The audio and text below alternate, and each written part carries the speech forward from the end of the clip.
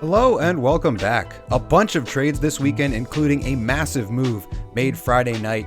J.T. Miller is now a Ranger, and he made his impact known immediately with 2 goals yesterday. Before we jump into the schedule, let's take a quick look at the fantasy impact of some of these moves. So we'll start it off with the J.T. Miller trade. J.T. Miller coming over, he's already owned up, 97% owned, a 71 on the combined rating, and 84 on the completeness rating. 2.32 hits per game is excellent. Power play numbers are 96th percentile. Shot volume is a touch low for his caliber, but 95th percentile in terms of assists and 94th in point per game average. You can see here on the trend going straight kind of in a hockey stick direction all the way up to the right.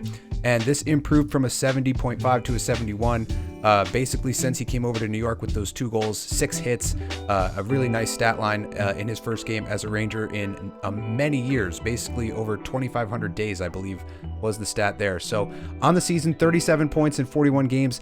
The other reason to own him is faceoffs, 58% in the dot, 409 out of 698, and that was before he came over to the Rangers. Now going the other direction is Filip Chytil, only 2% owned. I could see a little bit of an uptick for him. He is a little bit more of a shooter and a goal scorer, 84th percentile in terms of shots, just a touch higher than Miller. But he does score a little bit more goals. Actually, it's about the same in terms of rate, but per 60, he is a little bit better of a goal scorer. He's just been kind of isolated on that third line in New York, so he should get a little bit more ice time in the top 6 if that's where they're going to use him in Vancouver, and that should be the plan. 11 goals on the season, 20 points in 41 games, but again, that was with a third line assignment. He was playing with some decent players on that line. He had Kakko and Cooley on that line. They were pretty productive earlier on, but they did have their struggles later on after they moved Kakko out. So, and his faceoff percentage is much lower at 45%. So that's why his ownership is so much lower. But there were other trades that we do have to talk about. Vancouver staying very busy, flipping that draft pick they got from New York immediately. They bring over Drew O'Connor and Marcus Pettersson. So what does this mean for them?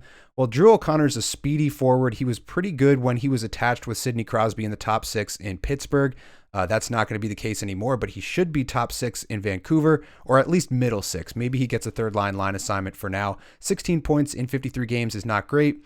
Nothing really crazy about his file. I wouldn't necessarily own him in fantasy yet. I'd like to wait and see how he responds to this move. Now with Pettersson, you could potentially own him in fantasy. 94th percentile in terms of blocks per game, 1.77 blocks and 1.21 hits per game is nice to see from him as well. That shot volume is abysmal at 0.91. He gets no power play time, and I don't even know if he has a goal. He has 3 goals on the season. That's 0.06 goal per game pace, so that's not very good for Pettersson offensively, but you could get a hits and blocks defenseman who's going to be on their second pair at a really reasonable cost, 3% owned in most leagues here. So this is the impact for Vancouver, but there was one other trade made.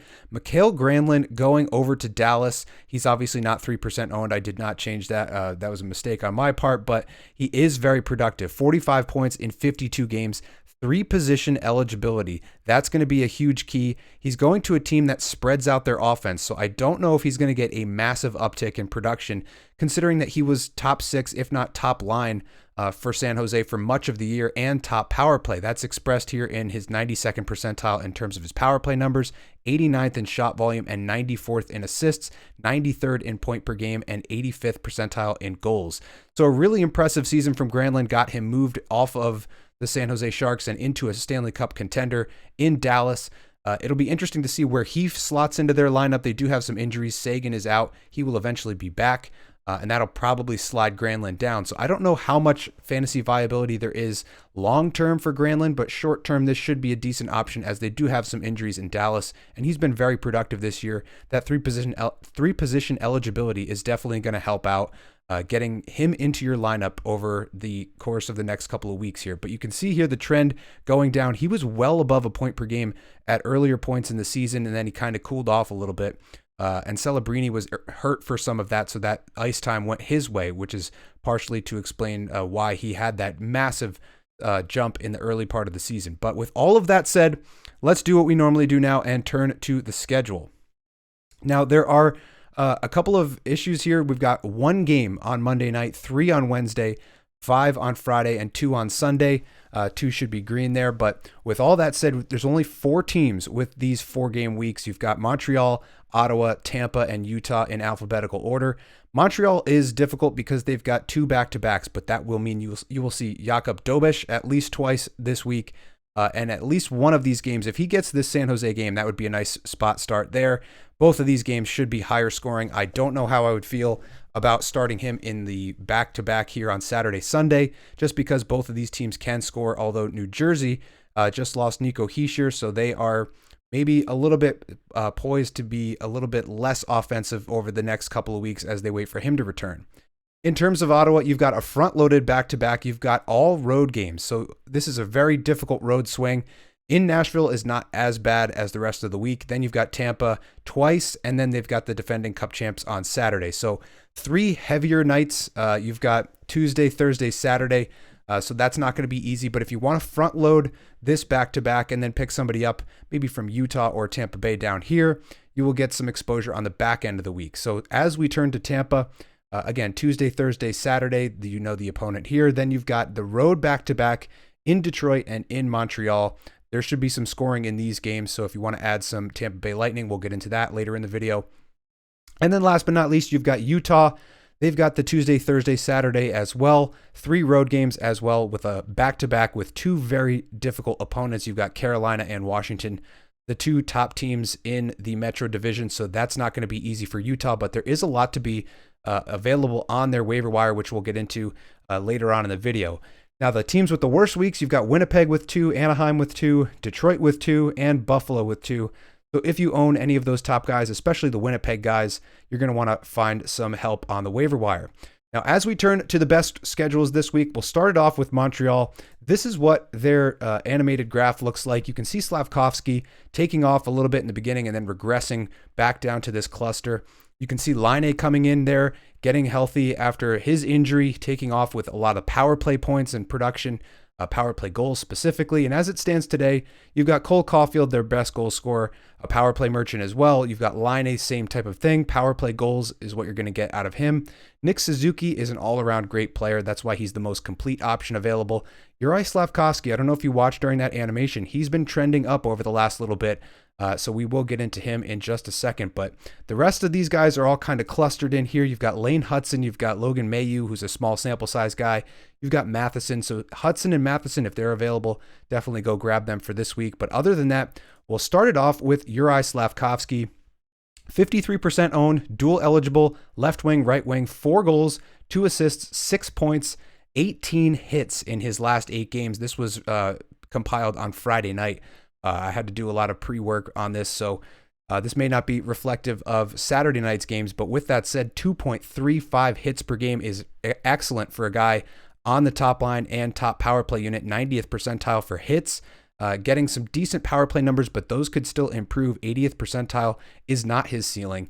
I'd like to see his shot volume come up. 1.33 is very low for him. 88th percentile in assists, but you can look here on the trend going back to some part of January, maybe the second week of January, ticking up here to a 56 overall. That 6 points in his last 8 games is a testament to him improving his play. I've picked him up in 1 or 2 leagues, and I would advise you do the same. If he's available in a shallow league, that would probably be the only place you can get him. I don't think he'd be there for you in a 12-teamer.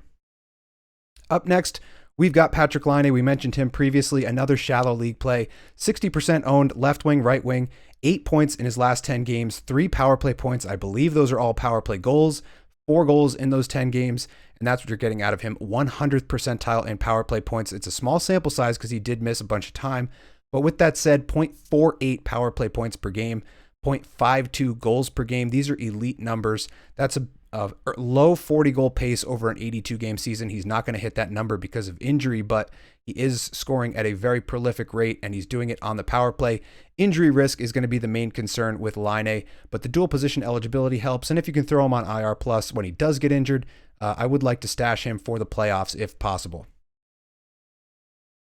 Last but not least, we've got the hits specialist this week, Arbor Xhekaj, 6% owned, 12 hits in his last 3 games. He's averaging 2.54 per game. He was above that in his last 3 games. He's been hitting everything that moves. And I believe there's a correlation between him in the lineup and the Montreal Canadiens winning games. So you can see here when he started to get back in the lineup, he improved from basically below anything that I would consider ownable, which would be below 35, all the way up. And now he is technically ownable, if only for this one metric. If you're in a bangers league and you get, specifically a points league, I think with this, because he's just not complete enough to own in a categories league. If you're in a points league that heavily weighs hits, that's where you'd pick up Jack Guy, 6%. He should be available for you in a bunch of different league sizes. And if you need some more peripherals, you can also look at David Savard at 1% ownership for the opposite reason. 2.49 blocks per game, 99th percentile there is excellent. So if you need blocks specifically, David Savard would be your best option. 4 hits, 11 blocks in his last 4 games. And this could be a factor with both of these back-to-backs. Usually with back-to-backs, one of the games is lower scoring depending on which one it is. It's usually the second game as they're a little bit tired. Teams usually either start hot or end hot. So conversely, they either start slow or end slow. And when they're doing that, they're hemmed in their own end a lot and they need to block a lot of shots. So this could be a nice play for you at 1% ownership. He's available in all league sizes.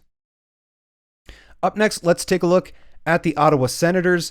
And this is their graph. You can see Brady Tkachuk at the top. I'll highlight him in a second just to see he's way off the board here. But you've also got Stützle, Batherson, Norris, and then this other cluster of Sanderson, Giroux, Chabot, and Pinto. So there's Tkachuk all the way at the top. He is the top-rated player in terms of weighted rating. His hits volume is absolutely astronomical for a forward who does score quite a bit. Now, he did go cold there. He was pointless in 7 not that long ago, but he's still hitting everything that moves, and he makes an impact on the game. Then you've got Tim Stützle here, Drake Batherson, Josh Norris, who's kind of banged up, always in and out of the lineup, but when he's there, he's getting hits. He's getting a lot of other stuff. We'll talk about him in a second. Jake Sanderson pretty much owned up. You've got Claude Giroux we'll talk about. Thomas Chabot occasionally is a good option on the waiver wire. He is relatively owned up right now. You've also got Shane Pinto and Ridley Gregg, who we'll talk about. But these are the standouts on this team. There's a lot of different options off the Senators. So let's take a look at Josh Norris, 32% owned, single position center. And what you see out of him is a very complete file. 2.55 hits per game, 93rd percentile there, 93rd percentile in goal production as well. 7 points, 8 hits in his last 8 games. He's line 2, power play 2 right now, but he is usually a feature on that number 1 power play. He did, I believe he exited the last game with some sort of an injury, and that is the number 1 problem with his ownership, is that you put him in your lineup and then occasionally he goes out of the game for precautionary reasons because he has an extensive injury history. So that happened to me a week or 2 ago, where he played a couple minutes against the Rangers and then went out for the rest of the week. And that cost me a little bit there. So that is a word of caution if you're going to go out and grab Josh Norris, but he is exceptional for hits coverage, power play, and goals. The shot volume is a touch low for what he can do, and so is the point per game number overall. Now, if you want another option, this is a shallow league play. Claude Giroux, that 3-position eligibility is going to be nice because they do have these 3 heavier night games, Tuesday, Thursday, Saturday. But with that said, a goal, 3 assists, 2 power play points in a 3-game point streak. That was heading into Saturday, as this was compiled again on Friday night. 85th percentile on the power play, 89th percentile in terms of assists. So he's more of a points league kind of player where he's going to get you those power play points if you have a higher weighting for those. The 57% ownership is still ownable in a shallow league. He might not be there for you in a 12-teamer though. So we do have a couple of other options at center. We've got Shane Pinto. He's got 2 goals, 2 assists, 4 points in a 3-game point streak, but he is on line 3 and does not get power play time. Shot volume is okay, not great. 78th percentile, 1.93 shots per game. 79th percentile in terms of goals, but you can see him improving pretty well, basically since around the new year, a little bit before that, going from a 43 up to a 31 up to a 47. So he has improved a lot over the past month and a half plus. So this could be a breakout candidate in a shallow league, 9% ownership. You could potentially go out there and find him. I don't know off the top of my head how many faceoff wins he gets, but he is a single position center, so that could be a factor if you're in a league with faceoffs as well. Last but not least, we've got Ridley Gregg at 2% ownership, center right wing. Dual eligibility is going to be nice, especially for your shallow or your deep league play. 2 goals, 1 power play point, 5 shots, 4 hits, and 2 blocks in his last 2 games. So it's not an extensive file. There's not a lot to it, but over the past 2 games, he's been doing a little bit more of everything. 1.81 hits per game is nice in terms of a peripheral floor. 75th percentile in terms of power play production means he's on power play 2 occasionally, and he will chip in some power play points, but overall the point per game number is relatively low, assists are relatively low, and shot volume is relatively low. So this is kind of a deep league play if you can find it. Center right wing dual eligibility will help you try to get him into the lineup on these heavier nights. There is one other player I want to talk about, and that is Artem Zub, 2% owned defenseman, usually top pair, occasionally gets, at least top 4 minutes. 1 assist, 5 shots, 2 hits, 4 blocks in his last 2 games, and the blocks are the main feature to his file. 98th percentile, 2.19 blocks per game is the main reason you would own him. Similar to David Savard, he's not really great for much else. Nothing else is jumping off the page here, and obviously not a lot of power play time at all, so no power play points on the season. But if you do need those blocks, if you're in a points league that weighs those a little bit heavier, you can go out and find Artem Zub pretty much in any league size. Now, up next, we've got the Tampa Bay Lightning. This is their animated graph. Similar thing with Kucherov going all the way to the top of this chart, dropping a little bit, but pretty much staying in that range for most of the season. He's an elite player. We know that. But it's nice to see that there are some other options here. They are a very top-heavy team. You have Hagel, he's owned up. Point, owned up. Gensel, owned up. Hedman, owned up. But these 3 guys we're going to touch on in this next section, and these guys have been improving, especially over the last month or so. So as we turn and look at the player hubs, we've got Darren Radish, who is getting some power play 1 time. They've split up their units. They have Kucherov on both of them. Darren Radish is quarterbacking 1, and Hedman quarterbacking the other. I think they like his right shot and his slap shot ability at the point. 2 goals, 6 assists, 8 points, 4 power play points, 26 shots, and 13 hits in his last 10 games. So he's been counted on for that power play production over the last 10. 88th percentile in assists. The power play numbers mainly coming from this last 10 game stretch. Not a lot in terms of a peripheral floor. No shots to speak of really, or hits or blocks. The goal production isn't there, so you're mainly getting power play assists out of him, but a half a point per game is not bad for a guy at 13% ownership. And if you look down here at his trend going from around an 18.7 all the way up to a 45, that's what's going to happen when you're playing with Kucherov on power play 1. So I did pick him up in Creators League. I dropped him. I basically just needed a 1-game stream. So, but he was relatively productive over that sample size that, last week or so, week and a half. And I would definitely look at him again if you're looking for a power play quarterback defenseman. There's not a lot of them on the waiver wire. He's one of them that can be found at 13%. Up next, not the best stat line, Anthony Cirelli, 47% owned, single position center, 1 goal, 3 shots, a hit, and 4 blocks in his last 2 games is not bad there. Line 2, he does get a little bit of power play time on power play 2. The goal production is decent, 94th percentile there. You've got 84th percentile in terms of assists, 82nd in shots. 2.1 is a little bit low, but it's not bad. A little bit of power play production, 74th percentile there. He's been kind of stagnant, basically back here since December. You see this small sample size bump in the beginning of the season and then drops off down to a 47 and kind of stayed in this 53 range for a long time now, which kind of signals to me that he should be breaking out of this at some point. Now, there's no necessarily indicators showing that he's about to pop off any day now, but usually when this happens, guys either go up or down. I would think that he's in that kind of range where he could potentially bump, especially in a 4-game week like this with some offensive, offense to be had against these opponents. 0.78 point per game is pretty decent. It's a little bit higher than a lot of the guys that we've looked at so far.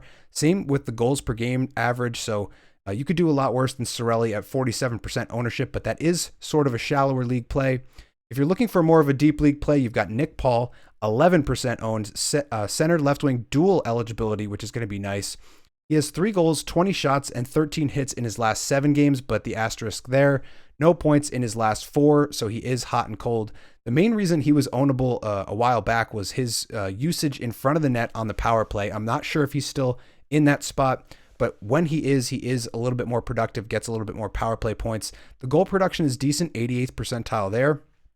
Shot volume is a little bit low, which indicates that he does score goals a lot more in front of the net in terms of tips and rebounds and things like that. 1.04 hits per game is not bad in terms of a peripheral floor. The shot volume is a touch low for what I would like to see out of a goal scorer, though. That's going to do it for Tampa Bay. Let's take a quick look at Utah. This is their animated graph, and you're going to see not a lot of outliers like we just saw with the previous two teams. You've got a lot of guys in this cluster. Gunther was kind of leading the pack there with the power play goal numbers that were very good. Clayton Keller is now their top dog, as he should be. He's around a point per game guy year in and year out. Gunther is out. I don't know what his time frame looks like. Logan Cooley is now out. I owned him in a number of different leagues, and that's been a disappointment to see that he's not in the lineup anymore. As I mentioned a couple weeks ago, Sergachev just going about his business, doing his thing. We will see Sean Durzi at some point coming back, probably after the Four Nations face-off, so keep him on your radar. He's down here, but he could be a little bit further out and higher up because they did use him on Power Play 1 last year, and he was pretty productive in that role. And then there's a couple of other guys that we can talk about. McBain for hits, O'Brien for hits. You've got Nick Schmaltz we'll talk about as we turn to the next slide. But up first, we've got to talk about Barrett Hayton. 12% single position center. He's going to take up a lot of the ice time that Logan Cooley was getting, and he's making it count so far, even before the injury. 4 goals, 3 assists, 7 points, a power play point, 18 shots in his last 6 games, line 2 and power play 1. So he's been heating up lately. You can see it here from mid-January from a 37 going up to a 42. And this is not his ceiling. He's been higher than this earlier in the season. So 79th percentile in terms of goal per game pace, a little bit above a half a point per game. Everything else is kind of mid.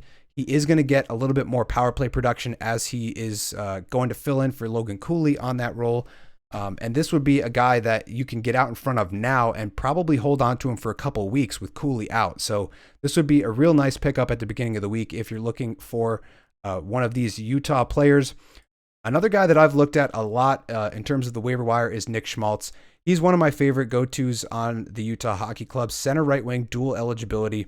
The power play numbers, 94th percentile, 94th in assists, 2.18 shots per game, and he has started to score goals. Earlier in the season, it was very assist heavy. He had no goals, but he is scoring goals now. That is nice to see. 0.8 points per game is also nice. 2 goals, 4 assists, 6 points, and 4 power play points in the last 6 games. So that power play is still productive. You can see him going from a 48 up to a 54 just in the month of January. So he is improving as he is, getting that line assignment, top line, and power play 1. He works really well with Clayton Keller and Logan Cooley. So it'll be interesting to see who they put on his wing because those two are still going to be productive together, him and Keller. But at 37%, you could do, he's probably your best add in a 12-team league if he's available, just with the dual position eligibility for these heavier nights. And then again, with the top line and the power play 1 assignment, with these power play numbers, power play assists and shots, he's definitely a guy that I've got my eye on heading into next week. Then we've also got Jack McBain, who is mainly your hits option from the Utah Hockey Club. 3.51 hits per game, 98th percentile there. So in terms of hitters that we've seen in this video, he's the number 1 guy to potentially add for that factor. You also have Liam O'Brien, who's good for hits as well. But with Jack McBain, 27 hits in his last 6 games. This is what he does. And occasionally he does get really hot in terms of goal scoring. So you can see here, 73rd percentile. That was back in December. He was putting up a couple of goals here and there. I grabbed him earlier in the season. I mentioned it here on the channel. When he was red hot, his shooting percentage was exceptionally high, and that has come back down to earth. So most of his offensive numbers are not great. And this was the reason why his shooting percentage was so high. Only 1 shot per game average or thereabouts on the season. So no power play time, no assists, not a lot of shot volume, not a lot of points, but occasionally you'll get some goals, and you will definitely get some hits out of Jack McBain. Now, unfortunately, I had to work 15 hours for my regular job over the weekend, so we are not going to be able to touch on goaltending this week. Hopefully, you guys enjoyed this format for the video. Let me know who you've got your eye on in terms of goaltending in the comments section below. Thank you all for watching, and as always, I'll see you in the next one.